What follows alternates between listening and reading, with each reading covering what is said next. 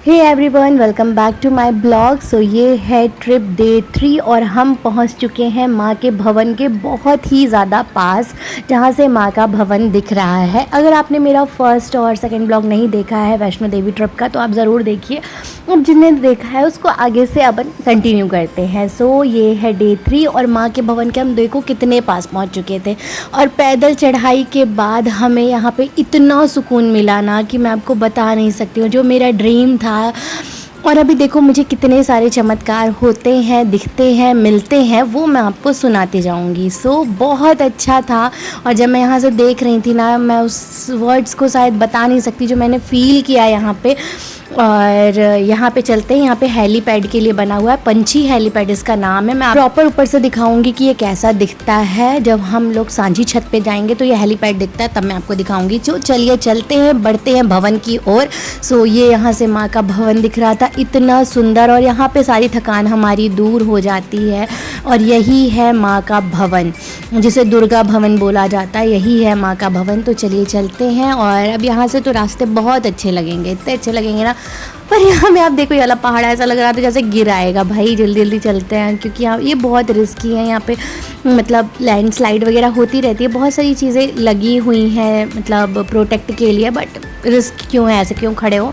और यहाँ पे तो लिखा हुआ था कि आप ये रास्ता जल्दी क्रॉस कर लें, यहाँ पे खड़े नहीं हो फ़ोटो क्लिक कराने के लिए। तो चलिए चलते हैं। बोर्ड लगे हुए हैं, हर जगह पे ये बोर्ड लगे रहते हैं, तो जहाँ पे भी आपको ऐसे पहाड़ दिखे तो वहाँ से आप जल्दी ही खिसक लीजिए, ठीक है ना।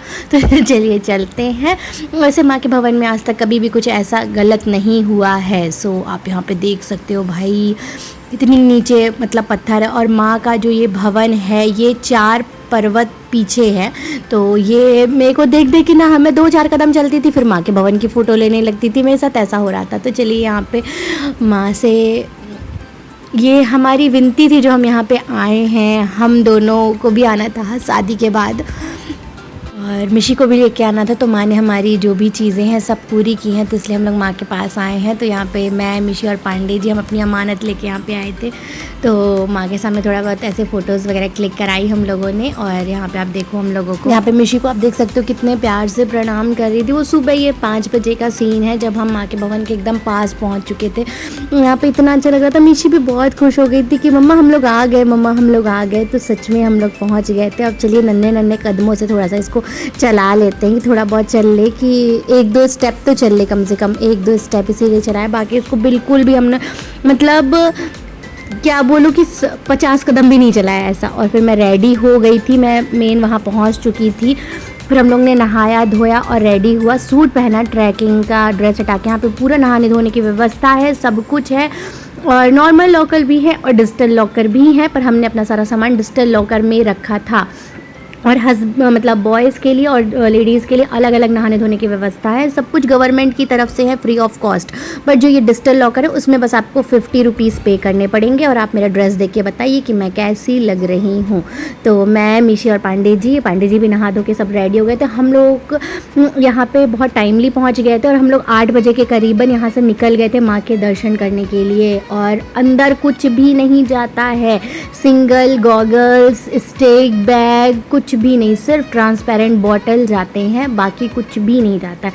वॉच भी नहीं जाती है, कुछ भी नहीं जाता। अगर आपकी इलेक्ट्रिकल वॉच है तो वो भी अंदर नहीं जाएगी, नॉर्मल वॉच भी नहीं जाएगी, सब उन्होंने उतरवा दिया था। तो ये हमारा लुक है। मैं गॉगल्स पहन के जब मैंने फ़ोटोज़ क्लिक कराई तो उन्होंने बोला कि गॉगल्स अंदर नहीं जाएगा, पर्स भी नहीं जाता है, सिर्फ आप कैश रखिए, वो भी अपने बैग मतलब पॉकेट वगैरह में, कुछ भी अंदर नहीं जाएगा, सिंगल नॉर्मल बैग भी नहीं जाएंगे। सो कुछ भी लेके मत जाइएगा आप अंदर, ठीक है ना। तो यहाँ पे हम लोग ने सब कुछ रख दिया था, इसमें शूज़ वगैरह भी आप रख सकते हो। तो ये दूर से आप माँ का भवन देख सकते हो कि कैसा माँ का भवन दिखता है। ये त्रिकूट पर्वत है, इसको बोला जाता है त्रिकूट पर्वत। अब यहाँ से मैं आपको सारी चीज़ें बताती हूँ। हमको वो दर्शन मिला, दर्शन करने को, जो 14 तारीख से लेके 14 जनवरी से लेके सिर्फ 10 दिन के लिए जो गुफ़ा ओपन होती है, वो गुफ़ा के हमें दर्शन हुए। क्योंकि मोदी जी आने वाले थे 29 को, बट अटैक हो गया था तो मोदी जी की मतलब डिले हो गया था। बट वो खुला हुआ था, वो ओपन था वो गुफ़ा, जो मेन गुफ़ा है जहाँ माँ 9 माह गर्भ मतलब 9 माह रही थी, जिस गुफ़ा में जिस गर्भ गुफा में माँ रही थी 9 माह, वो गुफा हम लोगों को मिली। पता नहीं क्या माता रानी का चमत्कार था। वो तो जनवरी में ओपन होती है, मुझे जनवरी में सिर्फ इसीलिए जाना था। बट कहते हैं ना, जब आप सच्चे दिल से मांगो ना तो वो आपको सब कुछ मिलता है जो मतलब आपने सोचा नहीं होगा।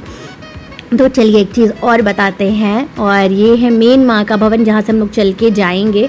और ये यहाँ पे पूरा फ़ोन मतलब अंदर अलाउ नहीं है, तो इसलिए मैंने बाहर से जो भी मैं शॉट ले पाई तो मैंने लिया। जो मेन माँ का, ये माँ का दुर्गा भवन है, यहाँ कोई भी फ़ोन अलाउड नहीं है। बस मैं अंदर बहुत मुश्किल से जाके जो भी मैंने शॉट मुश्किल से हो पाई, यहाँ सब कुछ कहीं पर भी फ़ोन अलाउड नहीं है। बस मैं ऊपर थी तो जो मैंने टॉप से जो भी मुझसे हो पाया वो मैं ले पाई। और अंदर भी डिजिटल लॉकर्स बने हुए हैं। आप अंदर जाते जाओगे ना, इतने आपको डिजिटल लॉकर्स की सुविधा मिलेगी, आपको कोई परेशान होने की ज़रूरत नहीं कि आपको वहीं पे रखना है। आप आगे भी आ जाओगे ना, नहा धो के वहाँ से आप आगे आ जाओ, फिर वहाँ से आप यहाँ पे एकदम माँ के भवन के पास यहाँ पे भी डिजिटल लॉकर्स की व्यवस्था है। और फिर हम लोग यहाँ से चल के गए थे, जो मेन न्यू बना हुआ है वहाँ से हम लोग चल के गए थे।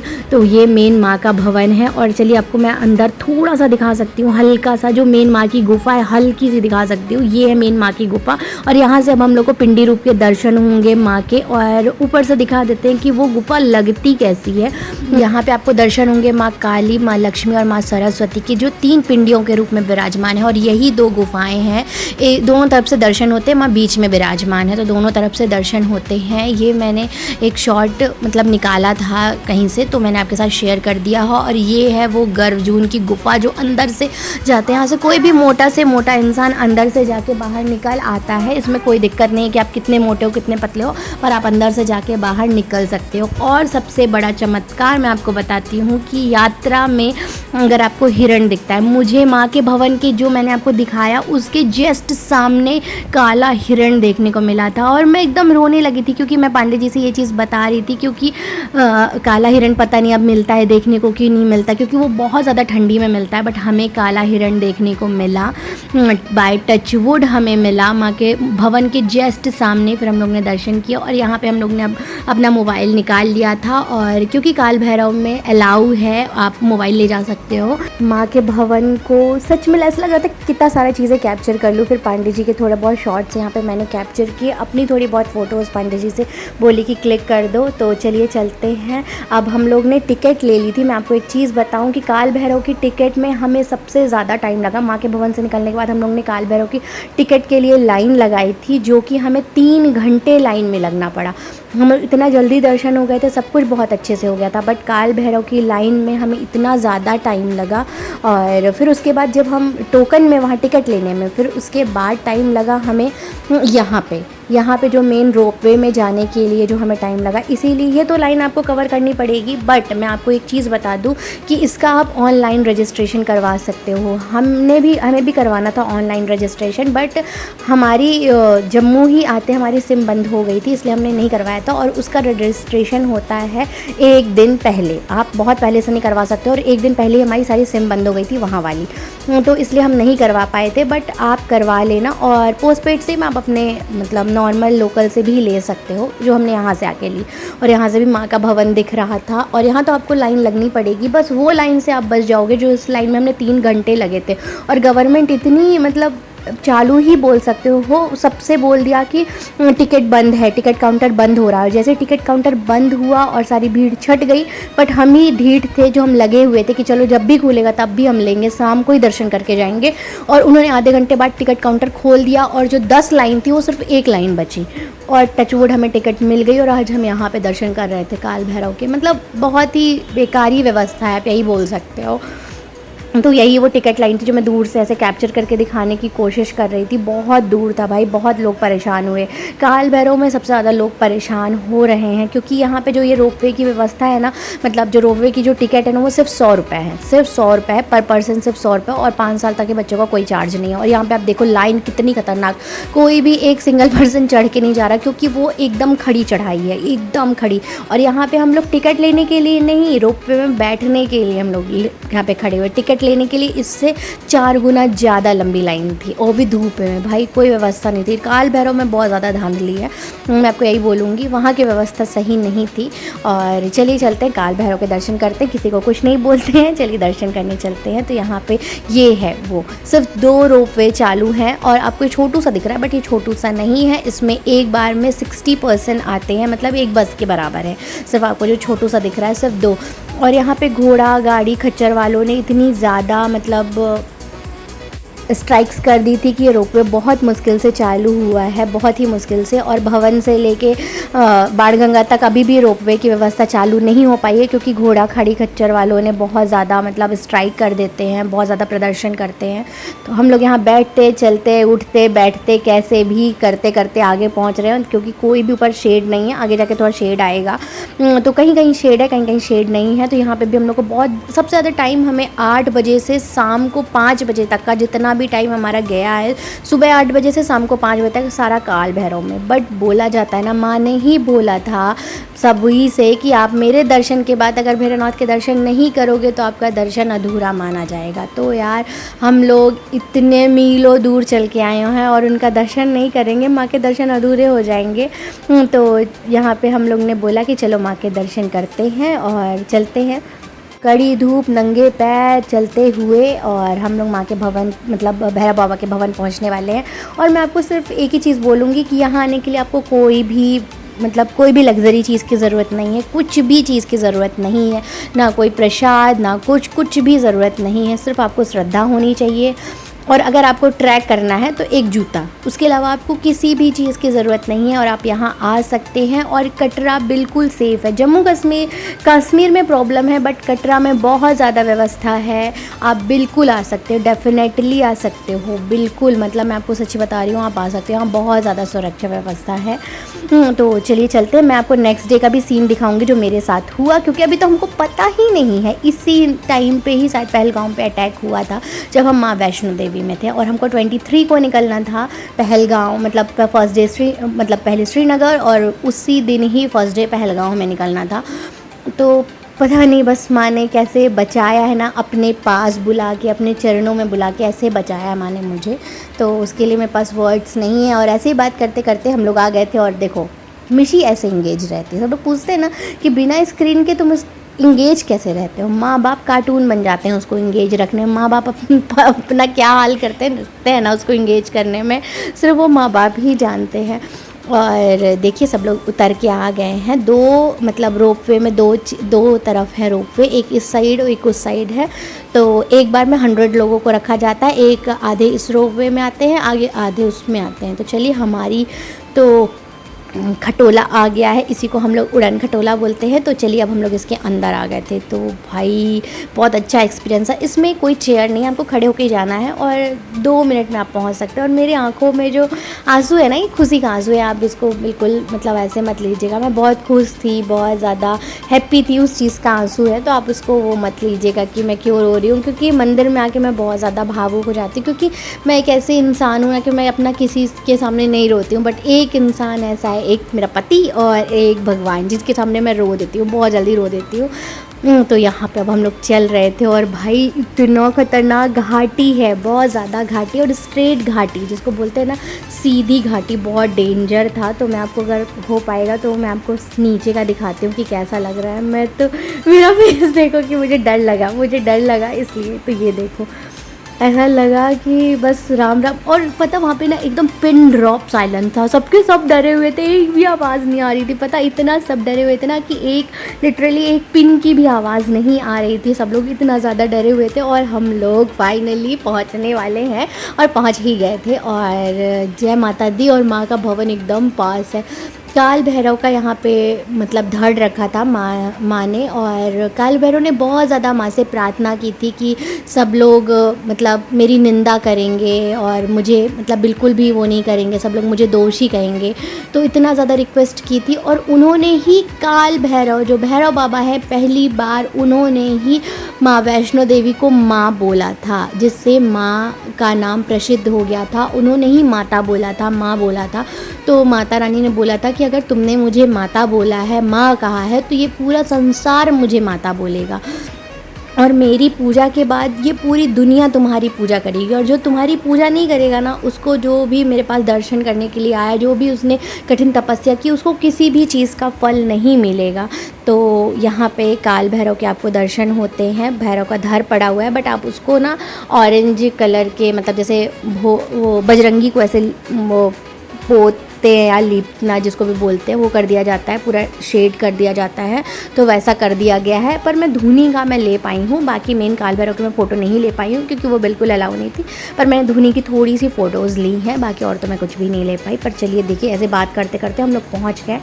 पर आपको यहाँ पे आके लगेगा कि हम लोग आ गए हैं और बिल्कुल नहीं चलना पड़ेगा, बट थोड़ा तो चलना पड़ेगा। बिना चले आप कैसे पहुँच सकते हो, तो थोड़ा तो चलना पड़ेगा। तो चलिए चलते हैं थोड़ा बहुत, और आप बताना कि हम लोग कैसे लग रहे थे। मैं अपना थोड़ा बहुत ही लुक दिखा पाई, तो चलिए अगर मैं बाद में अगर कोशिश करूँगी सांझी छत में जाके, अगर मैं थोड़ा बहुत अपना फ़ोटोज़ वीडियोज़ कैप्चर कर पाती हूँ तो मैं आपके साथ ज़रूर शेयर करूँगी। तो चलिए देखिए थोड़ा बहुत। और मिशी कैसे चढ़ती है ना, तो वो ऐसे चढ़ती है कि थोड़ा सा पांडे जी लिए, थोड़ा सा मैं ली, और ऐसे करते करते हम मिशी को चढ़ा लेते हैं। और मिशी को हम लोग ने इतने स्वेटर पहना लिए थे, इतनी स्वेटर पहना लिए थे कि मिशी एकदम गर्मी में तरबतर हो गई थी, और ठंडी मतलब हवाएं चल रही थी, इस वजह से हम लोग ने पहना लिए थे मिशी को स्वेटर। और हम लोग आ गए थे सांझी छत पे। भैरव बाबा के दर्शन करने के बाद बहुत अच्छे दर्शन हुए, और उसके बाद हम लोग आ गए थे यहाँ पे सांझी छत पे। बहुत अच्छा लग रहा था, इतना अच्छा फील हुआ ना मुझे, मतलब दर्शन करके। और ये देखो मेरा सारा लुक मैं कैसी लग रही थी, और मैं थोड़ा बहुत यहाँ पे शॉट दिया। ये सांझी छत है जो सबसे टॉप में है, माता रानी के भवन के भी सबसे ज़्यादा ऊपर है। तो बहुत अच्छा लग रहा था। और आप ये मेरा पूरा लुक देख रहे थे, और पीछे पांडे जी भी हैं, देखो पांडे जी मिशी को लेके इधर उधर जा रहे थे। मैं भी थोड़ा बहुत कैप्चर करने की कोशिश कर रही थी। और चलिए मैं आपको भवन का दिखा देती हूँ। ये है बाबा की धुनी, जो विभूति यहाँ से रहती है। तो हमने भी बस मतलब बहुत ही एकदम जलती रहती है, अंगारे जलते रहते हैं, तो हमने भी ज़्यादा नहीं लिए, तो क्योंकि वहाँ पे बोलते हैं कि इसको बिल्कुल भी वेस्ट नहीं करना, बिल्कुल भी नहीं। तो हमने ज़रा सा, एकदम ज़रा सा ली, क्योंकि हमारे पास कुछ रखने के लिए व्यवस्था भी नहीं थी, और एकदम गर्म थी, तो इसको कैसे रखते। तो पेपर जल रहे थे, पॉलिथीन जल रही थी, सब जला ही जा रहा था, इतनी गर्म थी, मतलब इतना ज़्यादा। तो क्योंकि अंगारे एकदम जलते जा रहे हैं, वो बाबा की धुनी हमेशा से जलती है, वो जहाँ पे वो धुनी बनाई गई है। तो ये देखो पांडे जी थोड़ा सा लेके आए हैं, और इसमें कहीं कहीं अंगारे भी हैं, मतलब बहुत ज़्यादा, बहुत ही ज़्यादा गर्म है।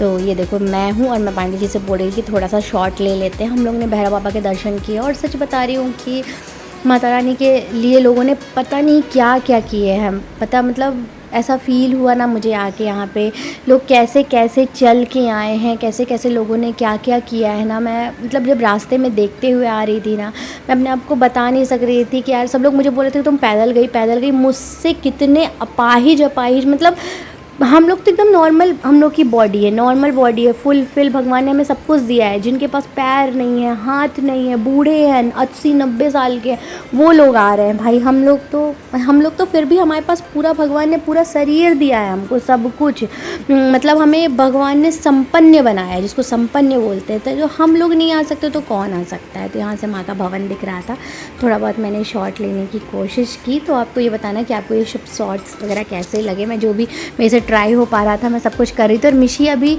मिशी को थकान लग रही है। मिशी को थकान क्यों लग रही है? क्योंकि अभी उसको बेड में सोने के लिए नहीं मिला है, इसलिए उसको थकान लग रही है। और यहाँ पे से आपको मैं दिखाती हूँ पंछी हेलीपैड, जो मैंने आपसे बोला था कि मैं आपको दिखाऊंगी।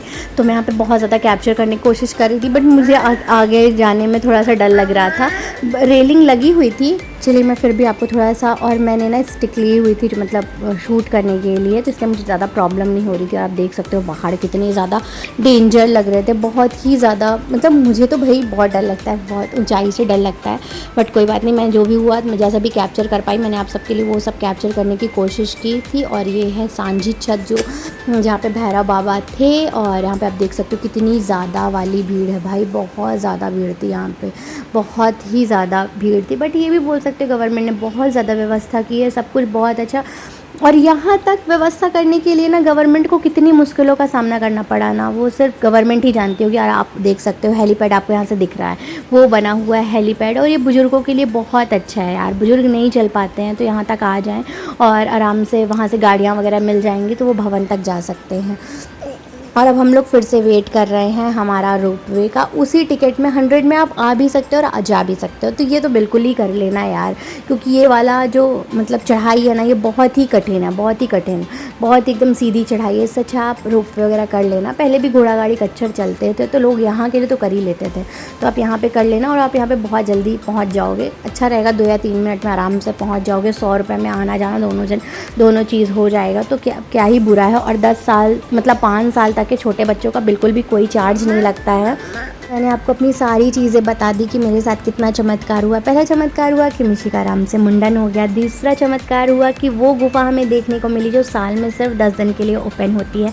उस गुफ़ा के हमें दर्शन हुए, क्योंकि वो मोदी जी के लिए ओपन थी और वो बन रही थी, मतलब बन चुकी थी, बस उसे अभी भक्तों के लिए 3-4 दिन के लिए और खोल दिया गया था। और टचवुड हम लोग उसी टाइम पे आए थे जब वो खुली हुई थी, तो हमें और दर्शन हो गए, उस गुफ़ा के दर्शन हो गए जहाँ पे माता रानी मतलब 9 माह वहाँ पे रही थी, उस गुफ़ा में, उस गर्भ गुफ़ा में रही थी, तो वो इसलिए वहाँ के हमें दर्शन हो गए। तीसरा, हमें भवन में बहुत अच्छे से एंट्री हो गई और भवन के जस्ट सामने हमें दर्शन हुए काले हिरण के। तो ये 3 चमत्कार थे जो मेरी लाइफ में हुए। और सबसे बड़ा चमत्कार, जो लड़की आधा किलोमीटर भी नहीं चल पाती, आधा किलोमीटर के लिए क्या वो 500 मीटर भी नहीं चल पाती पैदल, उसको हर चीज़ के लिए गाड़ी चाहिए रहती थी, वो 20 किलोमीटर पैदल चल के पैदल उतर आई। सबसे बड़ा मेरे जीवन का चमत्कार यही था।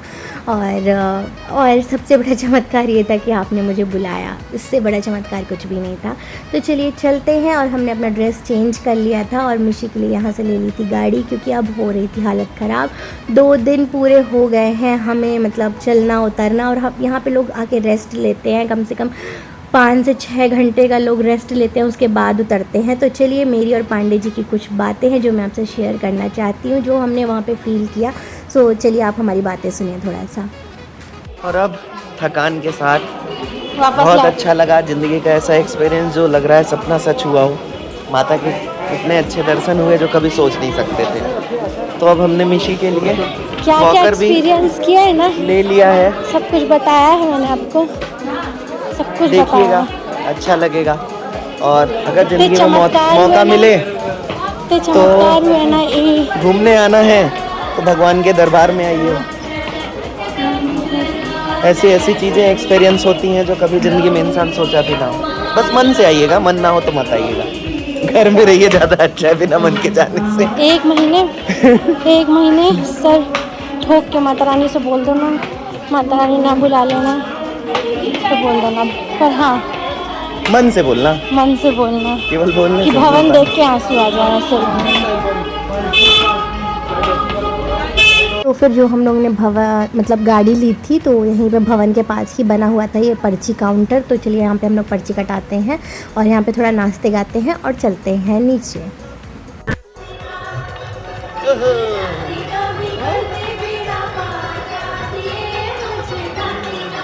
जय माता की। के बस चुके थे 5 और मेरी हालत इतनी ख़तरनाक हो चुकी थी, मतलब सिर्फ चलती ही जा रही हूँ भाई, चलती ही जा रही हूँ। कल शाम से चलती जा रही हूँ, 24 घंटे होने वाले हैं, बस चलती ही जा रही हूँ। और उतरते उतरते हमें रात के मतलब 1 बज गए थे, 1:30 बजे हम अपने रूम पे पहुँचे हैं। और मेरी हालत देखो, मेरे पैर नहीं, मतलब मेरी जांघ वगैरह ऐसी भर गई थी, मेरे मतलब कमर, मेरे घुटने, मतलब मैं आपको बता नहीं सकती, मेरी पीठ वगैरह ऐसी टूट रही थी ना भाई। 40-50 किलोमीटर कुछ होता है भाई। और रूम में आने के बाद मैंने फिर कुछ भी रिकॉर्ड नहीं किया, मैंने फ़ोन ही नहीं निकाला क्योंकि मैंने फ़ोन चार्ज नहीं किया था। और हम लोग रूम पे आ गए थे और ये सारी अपडेट मैंने आपको दे दी कि हम लोग ने क्या कैसा किया है, सब कुछ हम लोग रूम पे आ गए थे। और अब मैं आपको साथ सारी फ़ोटोज़ शेयर कर देती हूँ।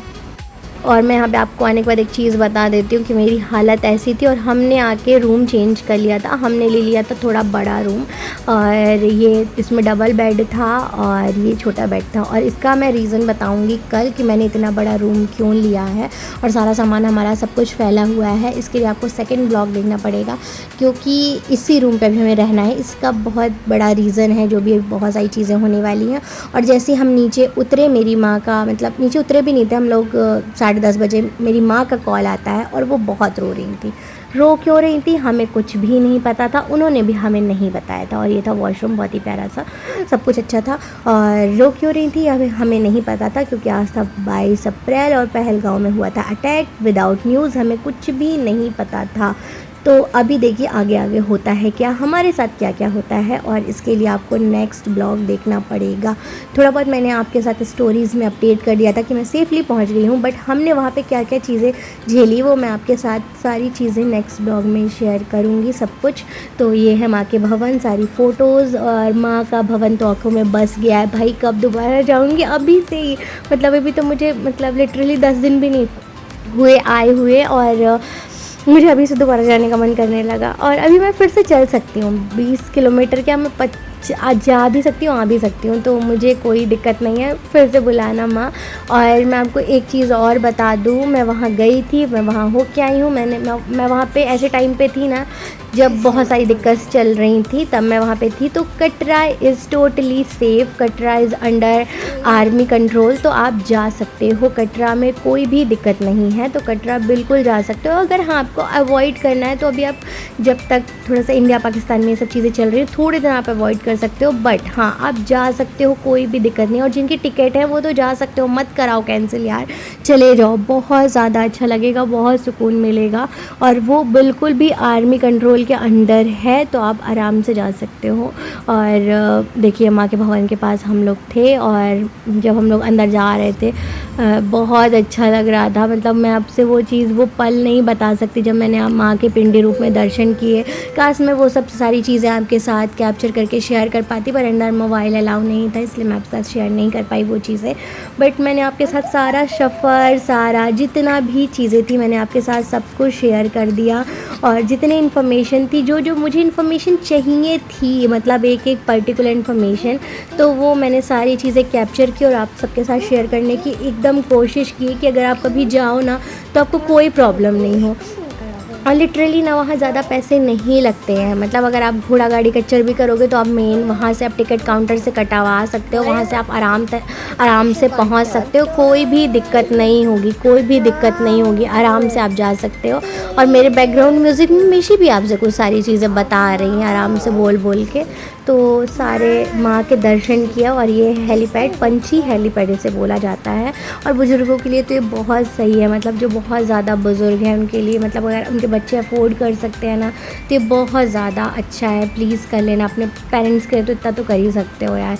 तो मतलब जो घोड़े गाड़ी कच्चर पे बैठ सकते हैं उनके लिए ठीक है, पर जो घोड़े गाड़ी कच्चर बिल्कुल किसी में नहीं बैठ सकते ना, मतलब 80+ हैं जिनके लिए, उनके लिए हेलीकॉप्टर है, मतलब वो आ सकते हैं। पर आज तो जिनके पास पैसे हैं वो सभी लोग आ रहे हैं। और माँ के भवन के लिए RFID कार्ड ज़रूर बनवा लेना, नहीं तो अंदर एंट्री ही नहीं मिलेगी आपको। And to be continue for next part कि हमने वहाँ पे क्या क्या प्रॉब्लम झेली। And thanks for watching, thanks for your support, और इतना सारा प्यार देने के लिए बहुत सारा thank you. Do follow, like, comment, share and subscribe. जिसने सब्सक्राइब नहीं किया प्लीज़ सब्सक्राइब और लाइक ज़रूर कर दो। बाय।